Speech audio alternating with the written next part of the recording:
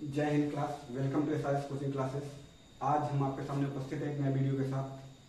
तो जिन बच्चों ने अभी तक चैनल सब्सक्राइब नहीं किया है वो सब्सक्राइब कर लें और आपका बेल आइकन पे क्लिक कर दें, जिससे आपका कोई भी नया वीडियो अपलोड होता है तो आपको नोटिफिकेशन मिलती रहे। ठीक, और लाइक करना ना भूलें। ठीक, तो हम आप लोगों ने अभी तक पढ़ लिया था कार्बोहाइड्रेट, पोषक पदार्थ में कार्बोहाइड्रेट पढ़ लिया था। कार्बोहाइड्रेट के बाद आपने प्रोटीन को पढ़ लिया था।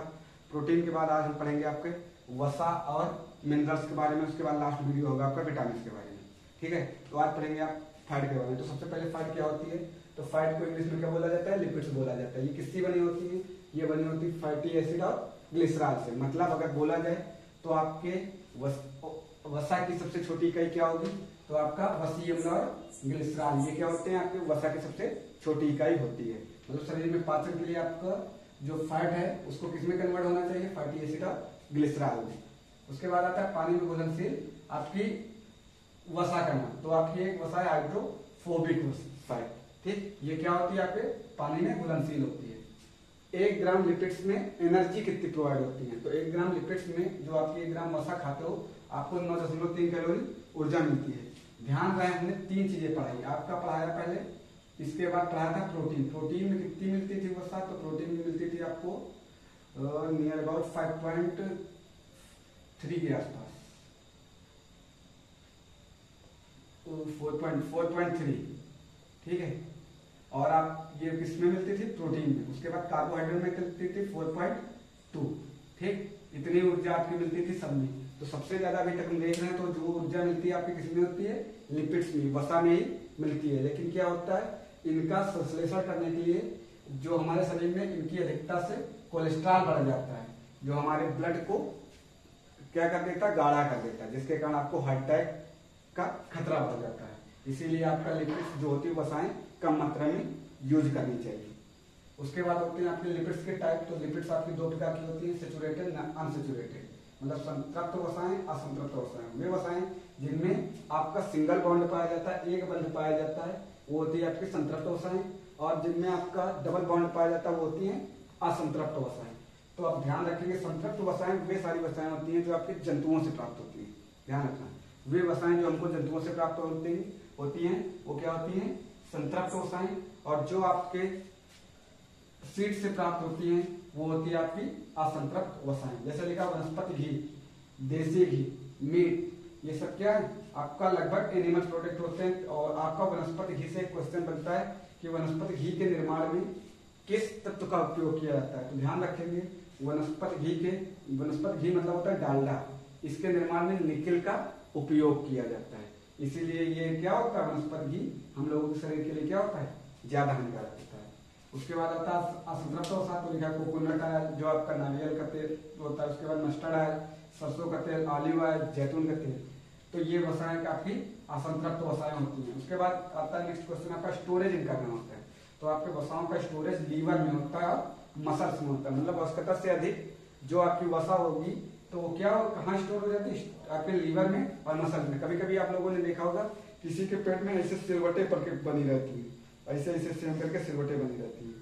ये क्या होती है? आपकी अतिरिक्त वसा ये होती है जो उसके मसल्स में स्टोर हो जाती है, फिर बॉडी के थ्रू वो बाहर निकलती है। अगर लीवर में वसा की मात्रा ज्यादा हो जाती है तो डॉक्टर क्या कहता है? आपका फैटी एसिड हो गया, फैटी लीवर हो गया। ठीक, लीवर क्या हो गया आपका? फैटी हो गया। मतलब वो आपकी उसमें वसा की क्वांटिटी ज्यादा हो गई। तो आवश्यकता से अधिक वसा आपका क्या करती है? आपके शरीर को नुकसान पहुंचाती है। इसलिए कम से कम मात्रा में वसा का उपयोग करना चाहिए। ओवर लिपिड्स क्या बनाती है? जब वसा की मात्रा ज्यादा हो जाती है तो वो क्या बनता है? तो ज्यादा वसा आपके शरीर में कोलेस्ट्रॉल बनाती है। जैसा हमने बताया, कोलेस्ट्रॉल आपका क्या करता है? ब्लड को गाढ़ा कर देता है। जब ब्लड गाढ़ा होता है तो उसको एक स्थान से दूसरे स्थान पे जाने में ज्यादा मेहनत करनी पड़ती है। और ये पंपिंग का कार्य कौन कर रहा था? आपका हार्ट।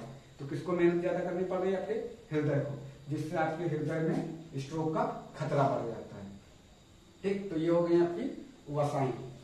उसके बाद आता है मिनरल्स या खनिज पदार्थ। तो मिनरल्स में कुछ 2 प्रकार के तत्व पाए जाते हैं। ध्यान रखना, बृहद तत्व, सूक्ष्म पोषक तत्व। बृहद तत्व वो होते हैं जिनकी अधिक मात्रा में आवश्यकता होती है। सूक्ष्म तत्व वो होते हैं जिनकी कम मात्रा में आवश्यकता होती है। केवल हम यहाँ उन चीजों के बारे में पढ़ेंगे जो हमारे सिलेबस में है, जो हम लोगों के लिए ज्यादा इंपॉर्टेंट है। तो सबसे पहला कैल्शियम आता है। तो एक चीज करते हैं आप लोगों को, इसका हम एटॉमिक नंबर भी बताते चलते हैं। तो कैल्शियम में एक वर्ड आता है कैल्शियम, काल, काल किसका आता है, जो पी लेता है 20। तो कैल्शियम का एटॉमिक नंबर होता है 20। ठीक, ये क्या करती है, आपके ब्लड के निर्माण में, हेयर के निर्माण में, बोन में और टीथ के फॉर्मेशन में ये तत्व तो आपका क्या करता है, हेल्प करता है। उसके बाद आता है सोडियम, स्वाद, स्वाद लेने के लिए हम नमक लेते हैं। नमक कैसे लेते हैं, एक एक करके लेते हैं, एक साथ नहीं डाल लेते हैं, ढेर सारा डाल लिया ज्यादा हो जाए, क्या करते हैं हम एक एक करके डालते हैं। तो आपका सोडियम कितना हो गया 11। सोडियम क्या करता है, आपका ब्लड में मदद करता है, मतलब बीपी को कंट्रोल करता है, आपका ब्लड प्रेशर को कंट्रोल करता है। इसके अलावा थायराइड ग्लैंड जो होती है, उस थायराइड ग्लैंड के फॉर्मेशन में आपका क्या करता है, मदद करता है, थायराइड ग्लैंड को एक्टिवेट करता है। उसके बाद होता है फेरस, फेरस, फेरस में आ रहा है फेस, फेस मतलब छवि, और छवि जिसकी अच्छी होती है तो छवि से याद क्या आता है 26। तो फेरस आपका हो जाता है 26। ये एटॉमिक नंबर है, आप लोग ध्यान रखेंगे इसको। फेरस का काम क्या होता है, फेरस मतलब लोहा, लोहा तो आपको पता है, ब्लड की कमी से कौन सा रोग होता है, एनीमिया। तो आरबीसी में, आपके ब्लड में और आपके हीमोग्लोबिन का ये मुख्य तत्व होता है। उसके बाद आता है पोटेशियम, पोटे में आ रहा है एक वर्ड पोटे, पोटे से याद रखिएगा आप मोटे, मोटे मतलब, तो मोटे लोग क्या करते हैं, खुद काम नहीं करते, वो हमेशा दूसरे के ऊपर काम टाल देते हैं। तो मोटा आदमी के पास हम काम के लिए गए तो उसने कहा उन्हीं के पास जाओ, ठीक, खुद नहीं किया, उसने कहा उन्हीं के पास जाओ, उन्हीं से क्या याद रखेंगे 19। ठीक, उसके बाद आता है जिंक, सॉरी पोटेशियम, पोटेशियम का कार्य क्या होता है, पोटेशियम कार्य होता है किडनी के फॉर्मेशन में हेल्प करना, लीवर के फॉर्मेशन में और ब्लड के आपके फॉर्मेशन में मदद करना, इन सबके निर्माण में ये मदद करता है आपका। फिर आता है जिंक, तो याद रखेंगे जिंक हम लोग कितना खेत में डालते हैं, 30 किलो डालते हैं। कॉमन सेंस है, यूज ना कर देना कहीं खेत पूरा जला दो, ठीक है। तो जिंक आपका परमात्मा कितना होता है 30। ये क्या करती है, आपके सलाइवा, आपके लार के निर्माण में मदद करती है। लार में मतलब पाई जाती है आपकी टीयर्स, आपके आंसुओं में ये जिंक पाया जाता है। स्वेट, आपके पसीने में भी ये पाया जाता है, और आपके इंसुलिन नामक जो हार्मोन होता है उसके निर्माण में भी ये पाया जाता है। फिर होता है मैग्नीशियम, मैग्नीशियम से वर्ड आता है मैगी, मैगी हम खाते हैं बार बार, तो बार बार से याद रखेंगे 12। और ये क्या करता है, आपके मसल्स के कंट्रैक्शन में हेल्प करता है। नेक्स्ट आता है सल्फर, सल्फर से याद रखेंगे लोफर, लोफर लड़के किस उम्र में होता है, 16 साल की उम्र लड़के क्या होते हैं लोफर, तो ये याद आएगा 16। ठीक, ये क्या करता है, आपका मसल्स का निर्माण करता है, आपके टीथ का निर्माण करता है, आपके बोन का निर्माण करता है, इनमें पाया जाने वाला ये तत्व होता है। नेक्स्ट आता है फास्फोरस, फास्फोरस से याद रखेंगे आप 15, और 15 से याद आएगा बंदर। ठीक, बंदर से याद क्या रखेंगे 15। ठीक, क्या करता है, आपको मसल्स का निर्माण करता है, टीथ का निर्माण करता है और आपके बोन के निर्माण में ये मदद करता है। तो ये आपका क्या हो गया फास्फोरस। और लास्ट आपका है कॉपर, कॉपर में आता है कॉपर, जिसके पर निकल आते हैं, जिसके पर निकल जाते हैं वो क्या कर देता है उन्नति, उन्नति से याद रखेंगे 29।